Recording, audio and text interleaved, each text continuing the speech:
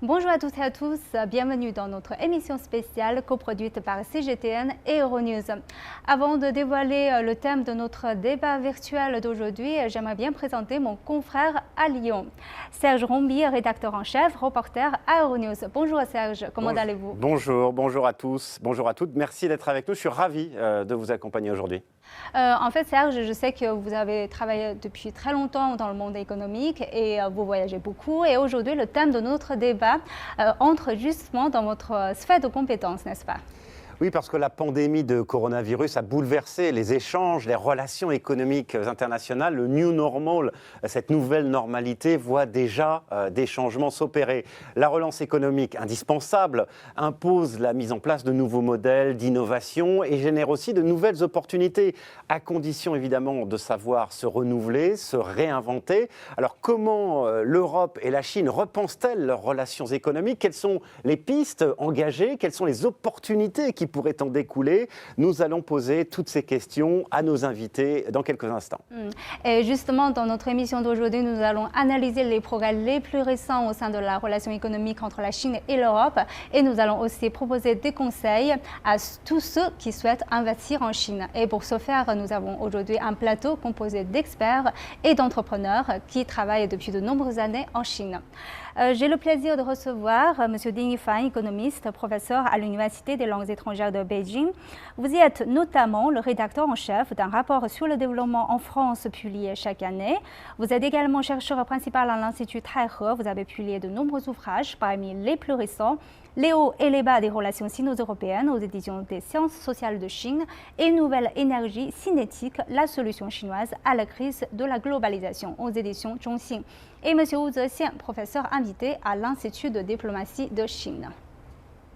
Alors, Monsieur Bernard De Witt est avec nous aujourd'hui. Vous êtes président de la Chambre de commerce belgo-chinoise. Alors, c'est évidemment très intéressant de vous avoir à nos côtés. Monsieur Javier Jimeno, directeur général adjoint du groupe Saint-Gobain et PDG Asie-Pacifique, président du club d'entrepreneurs France-Chine et cofondateur du Club 50. Et puis Serge Degallet, vous êtes directeur général de la Fondation Prospective et Innovation, une fondation qui est présidée par un ancien Premier ministre français, M. Jean-Pierre Raffarin, et vous êtes vous-même d'ailleurs ancien ambassadeur. On va faire un tour de table rapide pour commencer avec une question qu'on a envie de vous poser. Quelle est la tendance? Quelle tendance observez-vous? Comment définiriez-vous les relations commerciales entre la Chine et l'Union européenne durant cette période qui est pour le moins inédite? Écoutez, bonjour à tous. La tendance, je crois que, bon, bien sûr, la pandémie, la Covid-19 est un facteur fondamental, mais il y a d'autres facteurs. Il y a bien sûr l'élection américaine, la victoire de Joe Biden, qui va permettre certainement de renforcer le multilatéralisme, un travail en commun au niveau mondial pour faire face à tous les défis.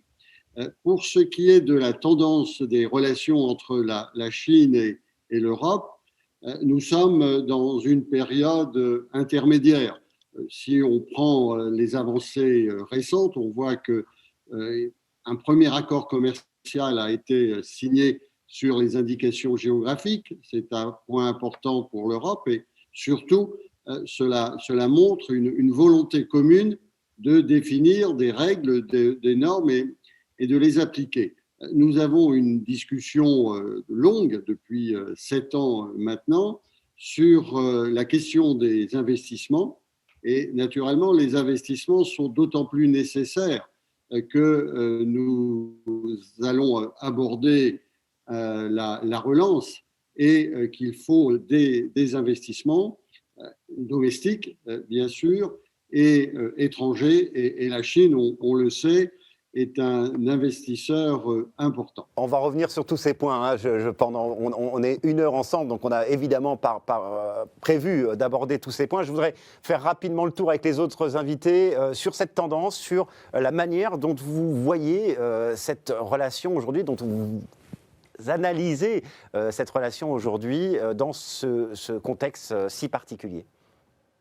Je dirais que les relations sino-européennes sont bien orientées, bien que en raison de la pandémie, mais aussi en raison de la guerre commerciale entre les États-Unis et la Chine, depuis quelques mois, on observe que la Chine a tendance à se recentrer sur elle-même et à retrouver dans son marché domestique un levier de croissance fondamentale. Et pour ce qui concerne le commerce extérieur, quand vous regardez les chiffres de ces derniers 9 mois, vous verrez que le gros de la croissance chinoise s'est fait avec les autres pays de la zone asiatique. Donc oui, il y a une bonne orientation, il y a des éléments conjoncturels qui font que le commerce avec l'Union européenne est un peu ralenti, c'est la conséquence de la crise, mais il y a aussi quelques éléments structurels qui me font penser qu'il y a une attention de plus en plus forte de la Chine sur son marché intérieur et sur le commerce avec d'autres pays dans la région asiatique.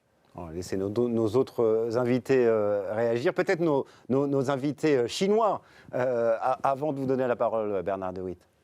Eh bien, j'aimerais dire à notre audience européenne que finalement, le commerce international entre l'Europe et la Chine va plutôt bien cette année.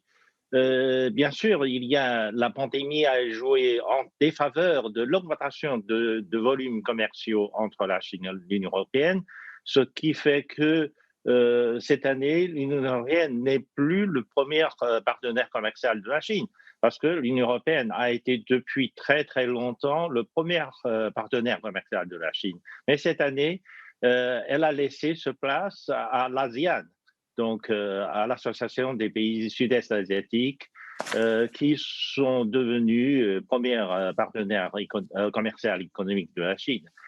Mais n'empêche que depuis mars-avril, il y a une augmentation de trafic de marchandises entre la Chine et l'Union européenne, en particulier par le nombre de trains. On appelle le train sino-européen. Le nombre de trains a augmenté cette année et a transporté beaucoup de choses de Chine vers l'Union européenne. Parce que, en fait, au milieu de la lutte contre la pandémie, les habitants, la population européenne a besoin de beaucoup de choses, alors que comme la Chine a repris le travail, repris la production industrielle en mars-avril, donc la Chine était capable de produire beaucoup de choses dont la population européenne avait besoin, ce qui a fait pousser un peu l'augmentation de trafic entre la Chine et l'Union européenne. Très bien. Rapidement, parce qu'on a évidemment beaucoup de choses à dire, je voudrais donner la parole à nos autres invités.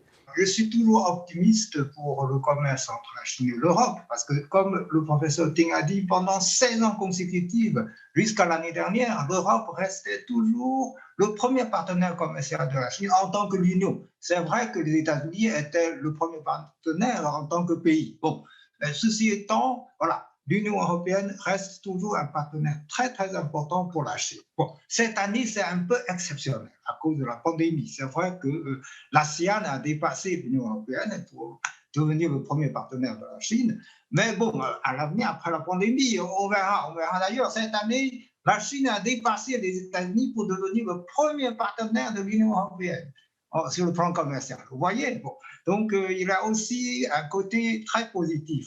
Bon, je vous montrerai d'ailleurs les produits européens, surtout les produits alimentaires européens, tout à l'heure lorsqu'on parlera des sujets plus précis. J'aimerais bien ajouter un autre point, c'est-à-dire les trains de marchandises Chine-Europe. Là. Bon, au début, c'était surtout rempli dans le sens Chine-Europe, mais de plus en plus, voilà, le retour, c'est-à-dire le sens. Les wagons qui reviennent de l'Europe en Chine sont de mieux en mieux remplis. Maintenant, le taux de remplissage, c'est 98%. Bernard de Witt, vous confirmez le taux de remplissage des trains dans ce sens-là ? Je dirais c'est un des grands enjeux et des grands challenges, effectivement. Les trains, au départ, étaient surtout remplis du côté chinois allant vers l'Europe. Maintenant, tout doucement, ça se remplit davantage. Je dirais pour les relations Europe-Chine sur le plan économique, pour utiliser un vocabulaire cher à nos professeurs ici présents, si je qualifiais, je dirais, les relations économiques d'élèves, je dirais, peut mieux faire. Peut mieux faire au sens où il y a des opportunités qu'on ne saisit pas toujours.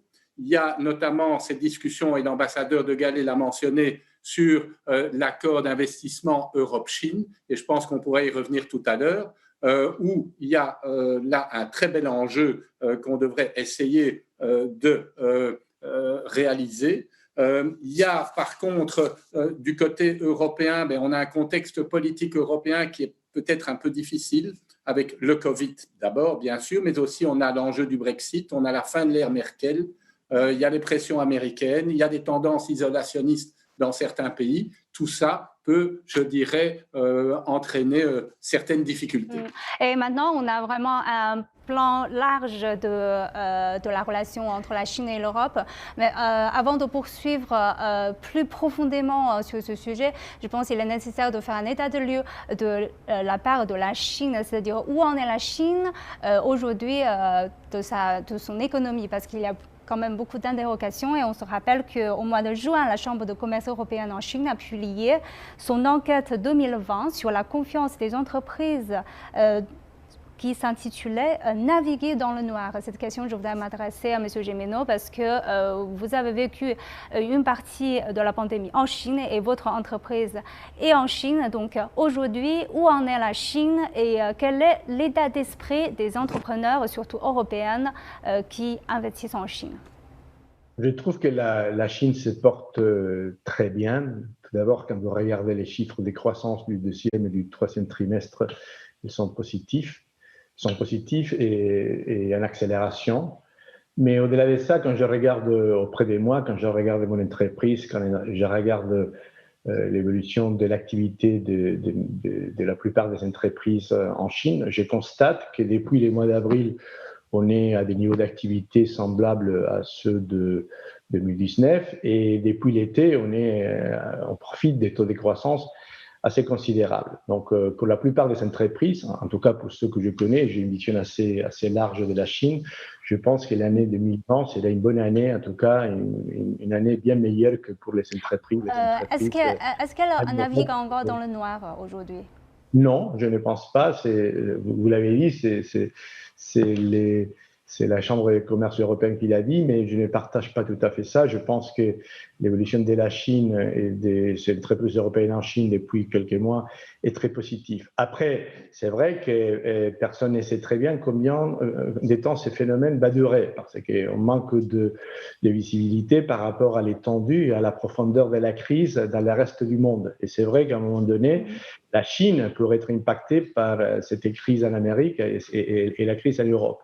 Mais aujourd'hui, tant que je puisse voir, le marché intérieur est très dynamique, il est poussé par des leviers de croissance très très importants, très structurels, et qui font partie de la transformation profonde du modèle économique de la Chine. Donc, franchement, je ne pense pas qu'on navigue dans les noirs, pas du tout. Et ce n'est pas une opinion isolée. Moi, je fais partie de pas mal de forums dans lesquels je discute avec beaucoup des collègues. Et aujourd'hui, la Chine est très bien orientée avec l'incertitude du commerce mondial. Encore une fois, si on savait comment les choses vont évoluer en Amérique et en Europe, on pourrait savoir un peu plus comment la Chine fera. Mais en tout cas, la partie domestique de la Chine, la partie relative au marché intérieur est très dynamique.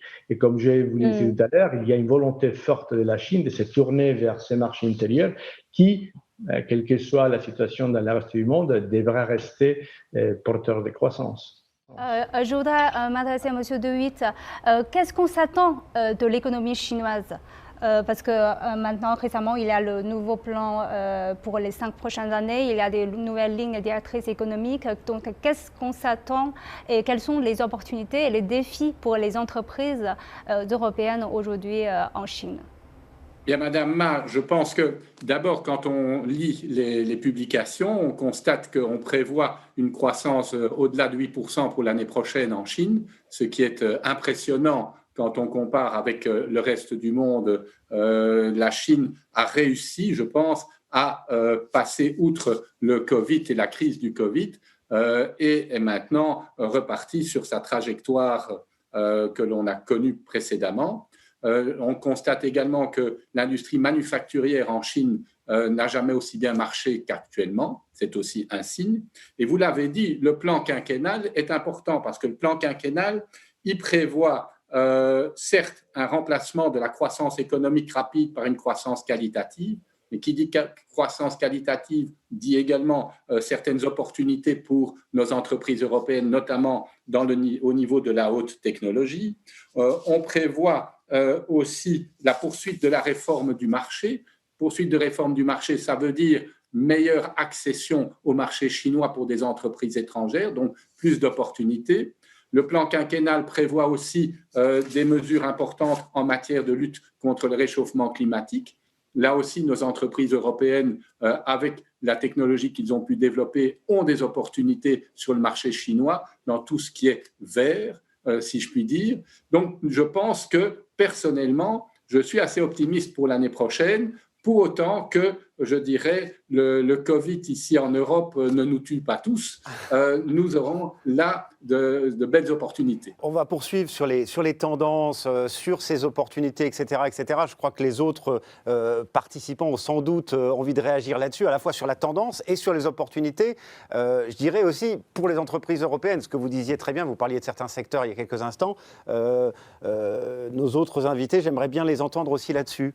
Si vous me permettez, je vais dire qu'il y a en effet pas mal de nouvelles opportunités. Par exemple, la Chine a tendance à créer de plus en plus de zones de libre-échange dans l'intérieur du pays, c'est-à-dire dans les villes, surtout les villes côtières. Et récemment, on a décidé aussi de transformer toute la province du Hainan, c'est une grande île là, en port franc, c'est-à-dire toutes ces zones d'expérimentation de libre-échange et plus voilà, l'île de Hainan qui est transformée en port franc offre des opportunités énormes pour les investisseurs étrangers, c'est-à-dire qui pourraient bénéficier pas mal de conditions très très avantageuses pour développer leurs affaires. Je crois que vous aviez une question, Jiang, à M. Yifan, à propos du monde, parce que là, on est entre deux chaînes de télévision, Euronews et CGTN, du monde des médias. Oui, en fait, j'ai lu beaucoup ce que M. De Witt dit souvent, qu'il y a un manque de connaissances entre l'Europe et la Chine. Donc, je voulais poser cette question à M. Ding Yifan, parce que le business, c'est aussi les échanges entre les gens, en fait, finalement. Donc, vous étiez journaliste en Europe pendant un certain temps. Donc, pensez-vous qu'après, il y aura davantage des échanges dans les médias pour améliorer la connaissance entre les deux parties pour que les business se déroulent plus fluides? Je pense que ce débat télévisé partagé par Euronews et CGTN est un bon début. Il faudrait renforcer encore un peu plus d'échanges culturels, d'échanges d'homme à homme, d'échanges des médias, etc., entre la population européenne et la population chinoise. C'est nécessaire. C'est nécessaire pour une bonne compréhension. L'augmentation du commerce international, les échanges de sentiments, les échanges culturels sont tout de même déterminants pour assurer un échange de biens et d'investissements stable. Finalement, parce que, voyons, depuis un certain temps, il y a une divergence de vues sur le résultat de la lutte contre la pandémie, par exemple, en Europe, etc. Les sondages d'opinion réalisés par des agences américaines montrent que finalement, en Europe, il y a de plus en plus de monde qui ont un jugement un peu défavorable à la Chine, en dépit du succès de la Chine dans le contrôle de la propagation de coronavirus, dans la restauration de son secteur économique, de ses activités économiques, etc. C'est dû certainement à une mécompréhension des deux parts de leur façon d'organiser et de la lutte contre l'épidémie. Donc il faudrait renforcer les échanges pour que les populations comprennent pourquoi et dans quelle mesure les exigences qu'on exige de la population soient efficaces ou non, et dans quelle mesure le balance doit être maintenu entre les activités économiques et la protection de la vie de la population. Effectivement, sur ce point-là, je voudrais avoir l'avis de M. De Gallet parce que vous avez accompagné beaucoup des PME, des entreprises françaises en Chine et aussi, vous avez dit une fois lors d'une intervention qu'il faut connaître la Chine de l'intérieur. Donc, en fait, peut-être pour les investisseurs qui souhaitent investir en Chine, quelques conseils pour mieux connaître la Chine, peut-être investir à Beijing ou à Shanghai, c'est une conception totalement différente si vous investissez dans d'autres villes. C'est une des fonctions de la Fondation Prospective et Innovation que d'améliorer cette compréhension mutuelle. Et elle a besoin d'être améliorée parce que l'image que l'on a en Chine, de la Chine en Europe, ou en tout cas en France, est à améliorer par une meilleure connaissance parce qu'il y a de la désinformation sur un certain nombre de faits vérifiables, indiscutables. Et pour cela, nous avons des moyens pour corriger cette image. Bon, bien sûr, à travers les médias, mais aussi à travers les think tanks. Il faut que les think tanks travaillent mieux et de manière plus intense entre eux. Le tourisme culturel est également un facteur important. Nous accueillons de plus en plus de touristes en Europe, en France, et quand on regarde la corrélation entre l'image de la Chine et la présence de touristes culturels, on voit que c'est dans les régions où il y a davantage de touristes que l'image de la Chine est meilleure parce qu'il y a eu ce contact humain. En fait, on va revenir sur ce sujet du tourisme parce que c'est un sujet qui est très cher à Serge. Mais je voudrais donner la parole à M. De Witt pour conclure parce que c'est M. De Witt qui a soulevé souvent dans ses discours les questions de la manque de connaissances. Donc, quelques mots pour conclure. Quels sont pour vous les remèdes pour améliorer cette connaissance? Comme vous le dites très bien, je dirais, si à mes connaissances, on se méfie de l'autre. L'autre que je ne connais pas, je m'en méfie. Si je le connais, je m'en méfie beaucoup moins et j'ai réussi à l'apprécier. Comment le faire? Davantage de contacts, notamment, on l'a évoqué, le tourisme, mais également nos universités. Envoyons nos étudiants en Chine et accueillons davantage d'étudiants chinois en Europe. C'est important. Favorisons les échanges entre entreprises, favorisons les stages en entreprise, des stagiaires chinois dans nos entreprises, nos stagiaires européens dans les entreprises chinoises. L'humain est important et finalement, nous sommes tous des êtres humains, nous sommes tous des hommes, des femmes avec, je dirais, nos qualités, nos faiblesses. Essayons de mieux nous connaître. Alors, deux points sur lesquels on souhaitait revenir avec vous. Le tourisme, Monsieur De Gallet, on va en reparler dans quelques instants, parce qu'évidemment, c'est très important quand on voit le nombre de touristes chinois, mais également de touristes européens qui découvrent et qui visitent la Chine. Et vous avez parlé, Bernard De Witt, tout à l'heure, des opportunités dans le secteur de la durabilité, du changement climatique. Et c'est vrai que récemment, le ministre chinois des Affaires étrangères a déclaré que la Chine et l'Union européenne devaient absolument renforcer leur collaboration stratégique pour faire face aux défis mondiaux, ce qui inclut évidemment ce défi du changement climatique et des questions environnementales. Alors comment concrètement la Chine et les Européens peuvent-ils renforcer leur coopération dans la lutte contre le changement climatique ? Alors évidemment, il y a les investissements, il y a les entreprises, mais c'est peut-être plus large que ça. Et là, je m'adresse un petit peu à tout le monde. Il faut saluer de façon positive l'effet que récemment, il y a eu un engagement commun et décidé sur les objectifs à long terme en termes de neutralité carbone. L'Europe cherche sa neutralité carbone à l'horizon 2050 et la Chine 10 ans plus tard. Et ce sont déjà des engagements très forts et très bien alignés. En revanche, ce qui manque, c'est une définition plus précise et plus ambitieuse de cette étape intermédiaire. Il faut articuler cette ambition dans l'action. Je pense que de ce point de vue, la législation et la réglementation doivent jouer un rôle très important. Il y a des mesures que probablement il faut introduire partout dans le monde pour atteindre l'objectif de la décarbonisation. Et une de ces mesures, c'est l'introduction de la taxe carbone. Alors, il faudrait que cette introduction soit une adoption que se fasse de façon harmonieuse, de façon à que la taxe carbone ne puisse pas être un facteur de déséquilibre en termes de compétitivité entre les entreprises de différentes zones géographiques, entre les entreprises de la Chine et de l'Europe. Et après, toujours dans les domaines de réglementation, je pense qu'aujourd'hui, il y a sur un certain nombre de domaines très importants, la construction neuve, la rénovation des bâtiments, la mobilité durable, l'industrie en général. Il y a aujourd'hui des technologies qui sont déjà là, qui sont prêtes et qui permettraient de réduire de façon très importante les émissions des gaz à effet de serre.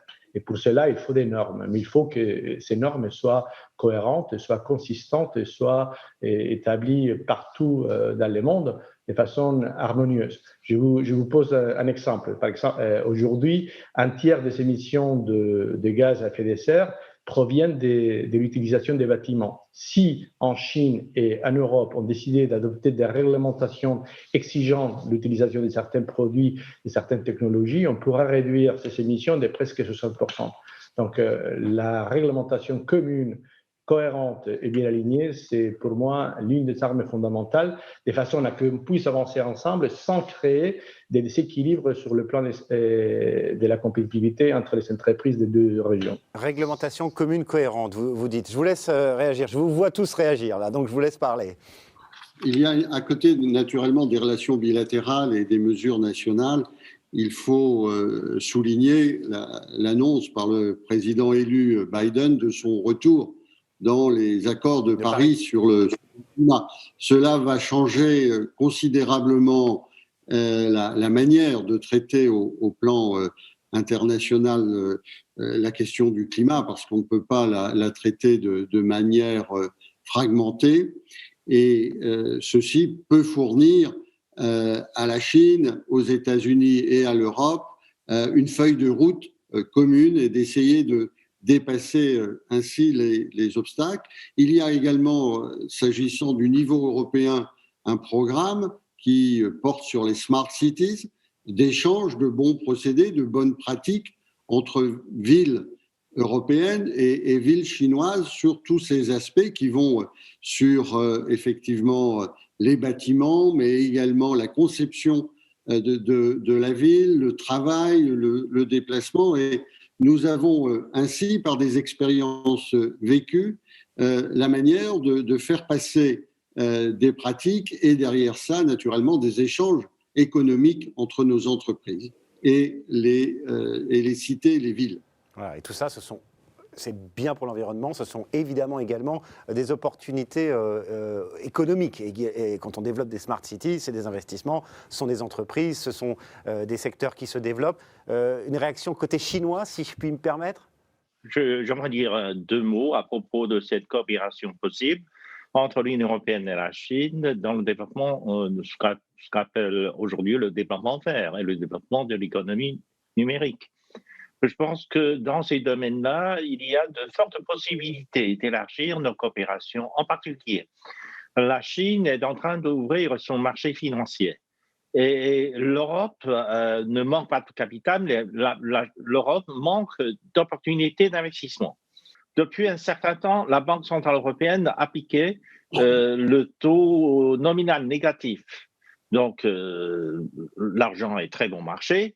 Mais finalement, la pandémie a joué en défaveur de la croissance, mais avant l'émergence de l'épidémie, il n'y a pas beaucoup de secteurs d'investissement intéressants. Donc, en dépit du capital bon marché, il n'y a pas beaucoup d'opportunités d'investissement. Mais comme la Chine ouvre de plus en plus aux investisseurs financiers étrangers, ce serait une bonne opportunité pour les fondations européennes d'investir davantage en Chine, surtout dans des domaines où les intérêts européens et chinois se convergent, c'est-à-dire dans le domaine de l'économie numérique, dans le domaine de développement vert, etc. etc. Et ça permettrait au capital européen de gagner un peu plus de profit. Parce que justement, le marché chinois est grandissant dans ces domaines-là. Ça rapporte beaucoup. La Chine, le gouvernement chinois a pris des engagements pour réaliser l'objectif de réduction de gaz carbonique, etc., etc. Ça nécessite un investissement massif dans le domaine de nouvelles énergies, etc. Donc, ce sont des domaines qui montrent un intérêt fou pour les investissements européens, je pense. J'aimerais bien donner un peu plus de précision en ce qui concerne la coopération entre l'Europe et la Chine, et en particulier entre la France et la Chine, puisque la France est un pays initiateur, si j'ose dire, dans ce domaine, puisque en 2015, c'était la France qui a présidé la conférence de Paris, COP21. Le président chinois y est allé. Bon, et depuis, les deux pays sont restés toujours en contact pour, premièrement, sensibiliser l'opinion nationale des deux côtés, mais aussi sensibiliser l'opinion internationale pour la lutte contre le changement climatique. Par exemple, l'année dernière, la France, la Chine et les Nations Unies ont publié un communiqué commun à l'occasion du G20 à Tokyo, voilà, pour encore une fois réaffirmer la volonté non seulement des trois parties, mais pour réveiller la conscience internationale sur l'importance de la lutte contre le changement climatique. Et concrètement, les deux pays font aussi des coopérations précises. Par exemple, on a évoqué Smart City. Bon, justement, il y a un projet de Smart City, de coopération franco-chinoise à Wuhan, voilà, la ville qui est très connue aujourd'hui. Bon, c'est là qu'on a commencé justement cette coopération entre la France et la Chine sur le projet de Smart City. D'ailleurs, sur l'énergie propre, ça fait des années que la France et la Chine travaillent ensemble pour développer l'énergie civile nucléaire, par exemple. D'ailleurs, entre la Chine et la France, il y a aussi une coopération au marchétier. Il y a un projet gigantesque de construction des centrales nucléaires au Royaume-Uni par la coopération franco-chinoise. Vous voyez, ce genre de projet très précis montre l'importance justement de la coopération entre l'Europe et la Chine pour développer des énergies propres dans le cadre de la lutte contre le changement climatique. Voilà, et développer, comme vous le disiez, de nouveaux modèles économiques qui sont comme celui que vous évoquiez. Jiaying, je vous laisse la parole. Alors, je pense ça, on va poursuivre notre sujet, c'est-à-dire que quels sont, aujourd'hui, on voit qu'il y a beaucoup d'opportunités qui s'ouvrent. Quels sont les conseils pratiques qu'on peut donner aux entreprises qui souhaitent investir en Chine, Monsieur De Witt? On a parlé de développement vert, on a parlé de beaucoup de secteurs qui sont très prometteurs. Quels sont les défis? Quels sont les doivent faire et ne doivent pas faire? Je dirais peut-être les conseils, et surtout pour les petites et moyennes entreprises, parce que je pense que les grandes entreprises ont souvent déjà une bonne connaissance de la Chine et de son marché. Je crois que M. Gimeno et sa société sont très bien placés pour en parler. Mais pour les petites et moyennes entreprises, souvent, on l'avait dit, c'est un problème de méconnaissance. Et donc, je pense que nos entrepreneurs doivent être et mieux se renseigner, un. Deux, attention, l'obstacle de la langue. Donc, lorsque vous négociez, par exemple, je dirais l'arrivée sur un marché, la négociation de contrat, assurez-vous que, je dirais, vos interlocuteurs comprennent parfaitement ce que vous dites, et notamment lorsque vous avez une discussion très technique, que l'on soit certain que cela soit bien traduit en langue chinoise. Ici, je me place d'un point de vue européen, mais la même chose vaut pour les Chinois venant en Europe. C'est aussi une meilleure connaissance de la législation locale. La loi existe en Chine, elle s'est fort sophistiquée au cours des 40 dernières années. Il y a une meilleure protection aussi des droits intellectuels. On l'a vu aussi au cours de ces dernières années avec la création de cours et tribunaux. je dirais donc, renseignez-vous, abordez le marché après avoir mis tous les œufs dans votre panier, assurez-vous que vous avez une bonne équipe de négociation et surtout pour les PME, assurez-vous du suivi.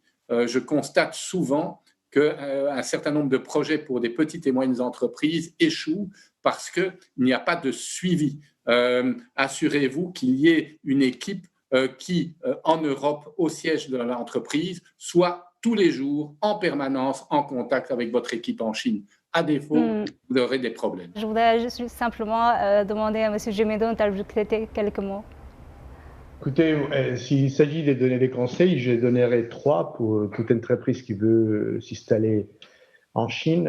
Les premiers conseils, c'est de développer les plus larges et les plus denses réseaux de relations et de partenariats possibles, que ce soit au niveau du gouvernement, que ce soit au niveau des clients, des partenaires, des universités, des startups. Donc, plus ces réseaux sont denses et profonds, mieux ça sera.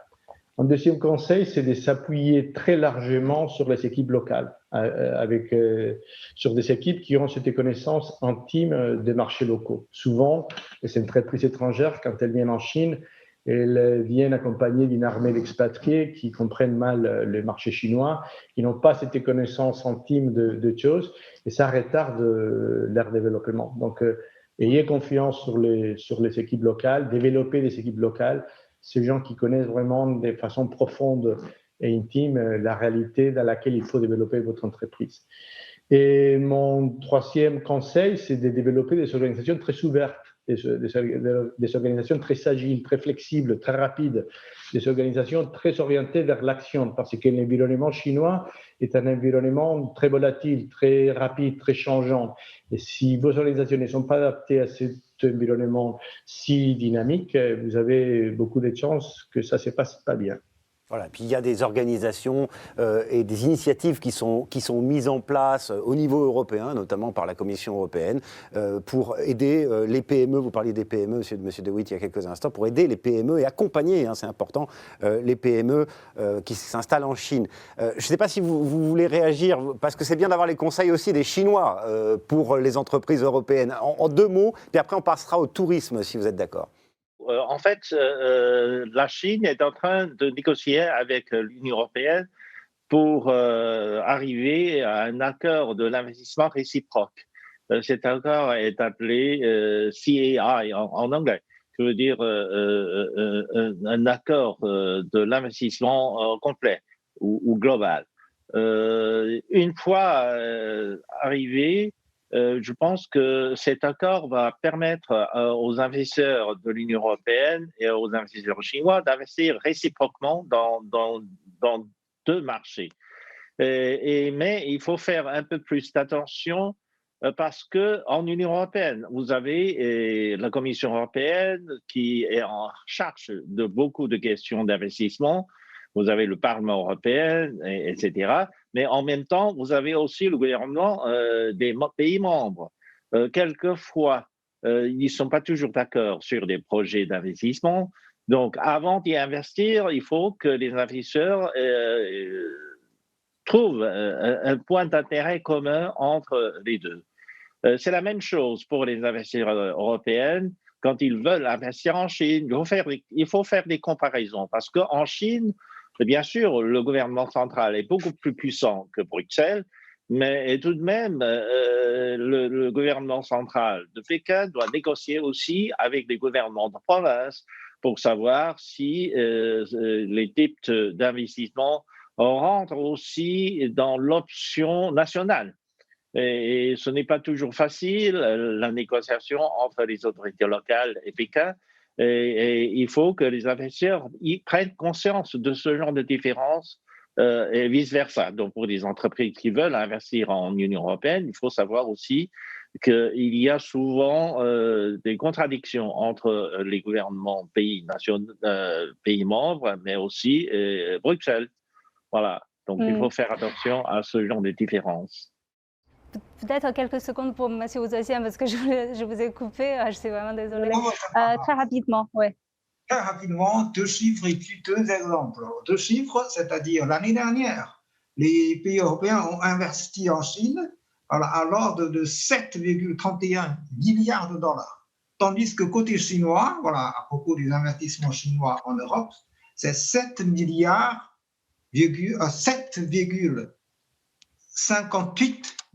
Vous avez, il y a quand même des investissements réciproques très importants. Alors, 2 exemples, c'est pas hasard. Chez moi, j'ai trouvé un calendrier, voilà, de l'Orpea, une entreprise, je ne sais pas si vous voyez, une entreprise française. Voilà. On le voit. Vous voyez, c'est Orpea à Nankin. Orpea à Nankin, voilà, c'est pour les personnes âgées, c'est une maison de retraite formidable, voilà. Orpea à Nankin, voilà. Nankin, c'est la ville de Majiayin, hein. Et puis c'est aussi la capitale de la province, de ma province natale. Et puis Orpea, c'est ma pays natal. Orpea, voilà, vous voyez, Orpea à Changsha, la chambre. C'est pas formidable pour les personnes âgées qui veulent prendre le repos dans une maison de retraite et tout ce genre. C'est formidable parce que Orpea m'a offert un calendrier. Je pense qu'un jour, je pourrais bénéficier de leur service. Et puis un autre exemple, c'est Sanofi. Alors, Sanofi, voilà. C'est une grosse entreprise française qui travaille en Chine depuis très longtemps. C'est aussi, c'est chez moi parce que des fois, malheureusement, quelquefois, je prends des médicaments de Sanofi. Bon, c'est pour lutter contre l'insomnie. Bon, c'est très rare, mais ça m'arrive parce que des fois, je mange trop. Comme vous voyez, je mange trop des produits allemands, poudre de cacao, vache qui rit, voilà, je mange beaucoup. Des chocolats suisses, et puis, vous connaissez ça? Bien sûr, voilà, bien sûr. le beurre. Vous voyez, des fois, je mange trop. Ça se trouve facilement dans les supérettes de mon quartier, et bien bon, voilà, vous voyez, il y a beaucoup d'échanges. Merci. C'est vrai que je trouve tout ça dans mon réfrigérateur aussi. Monsieur Rimelot, vous allez nous quitter. Moi, il y a une question que je voulais vous poser qui est très simple. Quand on parle d'avenir, on pense un peu au passé, forcément. Hein, on pense un peu à ce qui s'est passé. Est-ce que ce n'est pas d'une relation équilibrée dont on a vraiment besoin, puisqu'on a parlé parfois, on a évoqué certains déséquilibres, et est-ce que vous sentez qu'on va vers ça, quoi? Oui, tout à fait. Je pense qu'on va vers ça. Tout d'abord parce qu'il y avait certains déséquilibres sur le plan de la compétitivité qui sont en train d'être éliminés. On parlait tout à l'heure de l'environnement. Vous savez, le fait que la Chine se soit mis en ordre de marche par rapport à l'environnement a assaini les conditions de concurrence. Jusqu'à présent, les entreprises européennes remplissaient certains standards que les entreprises chinoises ne faisaient pas. Et ça a créé des différences en termes de coûts de production. De même, en ce qui concerne les coûts de travail, hein, la croissance économique de la Chine a comme conséquence positive la prospérité du pays et donc la réduction du gap en termes de coûts de salaire entre la Chine et l'Europe. À ceci s'ajoute le fait que la Chine est en train de transformer de façon radicale son modèle économique. Un modèle économique qui était basé sur les volumes et qui, à partir de maintenant, enfin depuis quelques années déjà, commence à basculer vers la technologie, vers l'innovation, vers la qualité, vers la montée en gamme. Et donc, on rentre maintenant dans un domaine de concurrence qui est beaucoup plus équilibré et dans lequel il va falloir utiliser nos meilleures armes, celles de la créativité, de la compétitivité et de l'innovation. Personne ne pourra dire dorénavant que les concurrents chinois nous battent parce qu'ils bénéficient des conditions exceptionnelles que les entreprises européennes n'ont pas. Donc, je pense que c'est une concurrence beaucoup plus azénie, mais il sera aussi intense, hein, parce que les domaines dans lesquels cette concurrence va se passer ne sera plus celui du prix des ventes, mais celui de la compétitivité, de la créativité, de l'innovation et de la technologie. les règles de jeu sont en train de changer complètement et les terrains de jeu, ils changent aussi. Voilà, les règles du jeu sont en train de changer, le terrain de jeu change. Merci infiniment, Monsieur Rimeno, d'avoir été avec nous. Et on vous libère parce qu'on sait que vous avez une réunion importante et business first, évidemment. Merci encore. Quand on évoque ces relations économiques, l'évolution de tout cela entre l'Europe et la Chine, on ne peut évidemment pas occulter un secteur qui est fondamental, celui du tourisme. Quand on parle des Chinois qui viennent chaque année en Europe, ce sont des millions de personnes, 25 millions de nuitées sont enregistrés chaque année. Alors je parle avant le Covid, hein, évidemment, avant l'arrêt brutal de cette économie. Le potentiel de développement est énorme parce qu'on sait qu'il y a de plus en plus de Chinois, alors ça vous allez m'arrêter si je dis une bêtise, mais qui voyagent ou qui ont cette volonté de voyager. Il y a une question qu'on se pose ici en Europe, c'est comment on peut faire revenir les touristes chinois, comment on peut relancer ce secteur, quelles sont les offres, les nouvelles opportunités, qu'elles soient digitales, durables, et surtout, quelles sont les attentes des consommateurs chinois, des touristes potentiels chinois, qu'on pourrait et qu'on espère revoir très rapidement en Europe. Pour souligner ce que vous venez de dire, effectivement, les touristes chinois sont importants pour notre économie. Si on prend le cas de la France, en moins de 10 ans, on a multiplié pratiquement par 3,5 le nombre de touristes. Et le touriste chinois est un touriste qui aime la vie et qui, traduit en termes économiques, dépense. C'est le touriste chinois qui, parmi tous les touristes au monde, en France, dépense le plus. C'est 1 800 € par touriste par an. C'est une étude de la Banque de France. Donc, c'est très important. Il y a une caractéristique qui est une tendance lourde, c'est que le touriste chinois vient individuellement ou en famille de plus en plus. Il ne vient pas en groupe, il vient encore en groupe, mais c'est une manière de visiter l'Europe qui est très minoritaire. Et donc, il nous faut adapter notre offre touristique à cette caractéristique du touriste chinois, c'est-à-dire pratiquement faire du sur-mesure, essayer de trouver des intersections culturelles. Et en France, par exemple, on a écrit en chinois une sorte de guide bleu, de guide touristique où les monuments, les sites sont interprétés de manière à ce que les Chinois comprennent bien à la fois la résonance que cela a en France et la résonance que cela a en Chine. Et enfin, pour ce qui est des initiatives publiques, les 2 présidents de la République ont décidé l'année dernière de faire de l'année 2021 l'année du tourisme culturel France-Chine. Bon, la Covid fait que c'est un peu décalé. Et donc, il y a tout un travail en France et en Chine de connaissance de notre culture à travers des sites, des monuments. Bon, j'ai cité la France, mais l'Italie fait la même chose. Et donc, je crois qu'il nous faut tenir compte de ce nouveau profil du touriste chinois, adapter nos produits et faire que ce tourisme, pas forcément culturel, mais ce tourisme soit une occasion de mieux se comprendre, de mieux s'apprécier. Et je citais tout à l'heure cette étude qui a été faite entre la corrélation entre l'image du chinois et la présence du touriste chinois. Donc cette occasion de contact personnel sans lequel on a souvent affaire à des clichés. En effet, les Chinois s'intéressent énormément à la culture européenne. C'est la civilisation qui nous attire, parce que la civilisation européenne est totalement différente de la civilisation chinoise. Donc, voilà, l'Europe nous attire. Mais après les premières vagues des touristes chinois qui inondent surtout les sites les plus connus, maintenant, beaucoup de Chinois commencent à s'intéresser aux sites qui sont tout aussi intéressants, mais qui sont moins connus, c'est-à-dire les provinces, les régions, par exemple. Récemment, j'ai rencontré un homme d'affaires chinois qui est apparemment très riche et qui m'a dit qu'il a visité la France au moins 30 ou 40 fois. Voilà. Il n'est pas uniquement à Paris, hein. Bon, il va partout dans les autres provinces, il découvre voilà, les différents sites et puis il se repose. Donc je pense qu'il est intéressant aujourd'hui de faire connaître davantage les différentes régions d'Europe. Voilà. Pas seulement les sites les plus connus, parce que pour beaucoup, ça c'est déjà vu, voilà. Il faut les faire connaître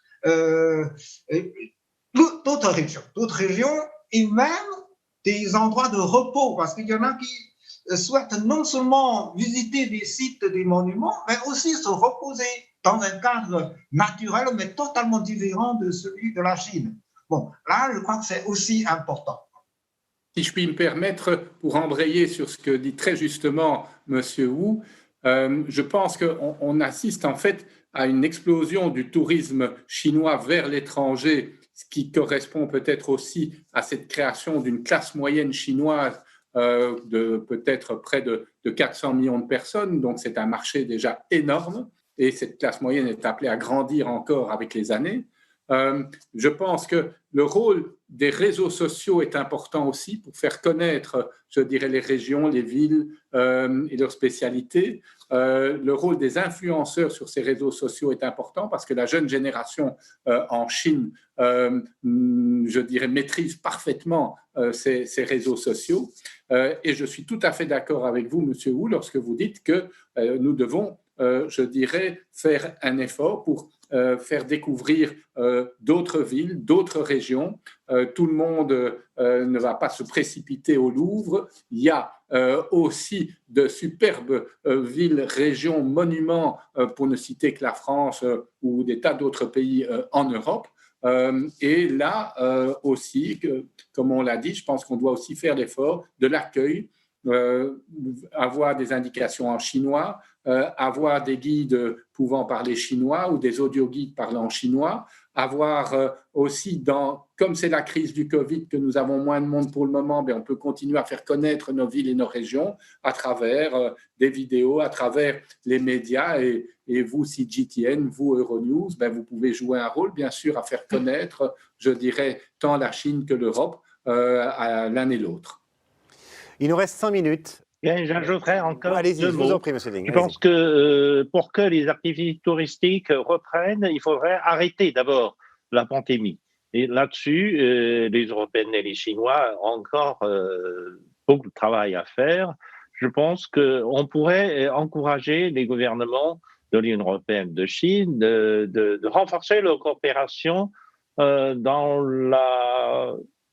les échanges des vaccins les plus efficaces, de façon à pouvoir produire davantage de vaccins, non seulement pour assurer la vie de la population en Europe et en Chine, mais aussi pour notre monde. L'Europe et la Chine ont les capacités de production, ont les savoir-faire de recherche de la vaccination, etc. Je pense qu'on devrait faire encore un effort de coopération internationale pour montrer au monde que là, nous sommes l'espèce humaine qui ont le même sort, qui sont aussi vulnérables au coronavirus les uns que les autres. Et la seule solution, c'est de joindre nos efforts pour trouver une solution commune à tout cela. Et il faudra, l'épidémie, une fois convaincue, on aura toutes les possibilités de renforcer nos échanges, de développer les activités touristiques, etc. etc. Je pense que l'engouement des touristes chinois pour l'Europe est grand. On est vers la fin, donc on va à la conclusion. Je pense, Serge, on va continuer sur la question que vous avez posée à M. Réméno pour écouter les autres invités. Est-ce qu'on peut avoir une relation plus équilibrée, comme il y a beaucoup d'interrogations là-dessus en Europe, je pense en ce moment, entre la Chine et l'Europe dans l'avenir? 30 secondes chacun, parce qu'on est vraiment à la fin. 30 secondes, s'il vous plaît. L'équilibre est effectivement très, très important, mais moi je suis optimiste parce que avec tous ces changements à la fois d'économie chinoise, de la Covid, on est dans une période d'incertitude et d'insécurité et la Chine et l'Europe, actuellement, se donnent les moyens de réduire cette incertitude et cette insécurité. C'est là le sens qu'il faut donner aux accords que nous négocions avec la Chine, que l'Europe négocie avec la Chine, et le souci que nous avons de restaurer, de rénover le multilatéralisme. Monsieur De Witt, Oui, mais quelques mots. je souscris entièrement aux paroles de Monsieur l'ambassadeur de Galais.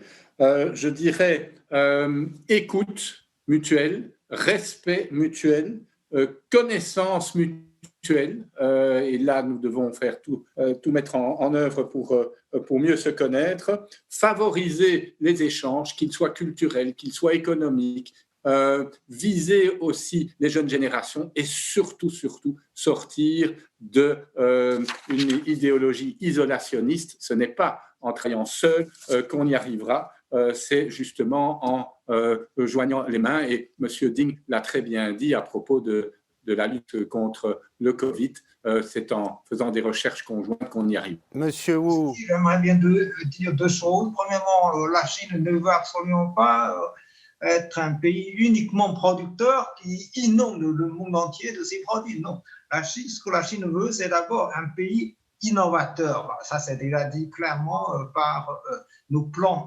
quinquennales et le plan à long terme pour l'année 2035. Deuxièmement, la Chine restera évidemment un pays producteur puisque l'industrie est toujours importante pour nous, mais en même temps, la Chine veut être un très grand marché pour tout le monde, pour tout le reste du monde. C'est pour cette raison que ça fait 3 ans consécutifs que la Chine organise une exposition internationale d'importation. Et cela offre des opportunités énormes à tous les exportateurs du reste du monde. Et je voudrais dire une deuxième chose, c'est qu'après la conclusion de l'accord d'investissement, les deux parties, l'Europe et la Chine, devraient démarrer rapidement. C'est aussi la volonté de nos dirigeants de démarrer rapidement les négociations pour conclure un accord de libre-échange. Puisque la Chine a déjà conclu l'accord de libre-échange avec pas mal de partenaires. Nous attendons donc l'accord de libre-échange entre la Chine et l'Europe. On a bien entendu le message. Monsieur Ding. Un dernier message. Je pense qu'il faudrait renforcer nos rôles de l'éducateur. On faudrait éduquer davantage nos publics, aussi notre population, nos publics, parce que le commerce international aujourd'hui est totalement différent de celui d'il y a 20 ans. Par exemple, il y a 20 ans, les échanges commerciaux étaient des échanges des produits fabriqués, des manufacturés. Alors qu'aujourd'hui, la plupart des échanges commerciaux entre l'Europe et la Chine, entre les États-Unis et la Chine, sont composés des produits intermédiaires, par exemple. Plus de 60 à 70% de nos échanges commerciaux sont composés des produits intermédiaires. Et là, donc, quand on parle de l'excédent ou de déficit commercial, aujourd'hui, ça n'a plus tellement de sens, contrairement à ce qui se passe il y a 20 ans, il y a 30 ans. Donc, il faudrait que nos publics comprennent ce changement dans l'économie mondiale et là, on gardera un sens un peu plus équilibré de développement équilibré. Voilà, mieux se comprendre pour garder et pour retrouver ou pour trouver ce bon équilibre, c'est toujours évidemment un challenge. Je vous remercie beaucoup. On touche la fin de notre émission. Je vous remercie tous mes invités et je vous remercie Serge. Merci à vous, merci effectivement également à tous nos invités, ravi d'avoir été avec vous et puis j'espère vous retrouver très bientôt pour poursuivre cette discussion parce que je pense qu'il y a encore pas mal de choses à dire. Oui, je vous remercie et à très bientôt.